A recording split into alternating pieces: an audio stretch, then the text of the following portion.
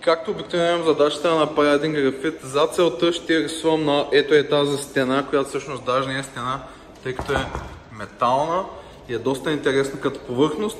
Освен нея ще рисувам и този ъгъл, ще стане много интересно, тук ще има една птица и покрай птицата ще има всякакви цветя, така че да започваме.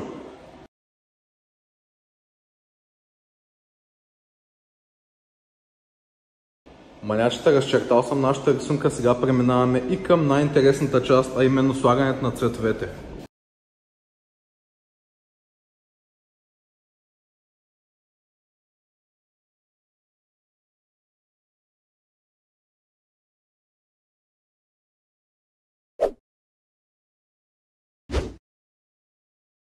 Сега не предстои изрисуването на голяма част от това пространство, ще направим тази колона.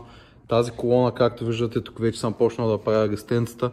И не на последно място, ето е тази чисто бяла стена, която е скандална за рисуване.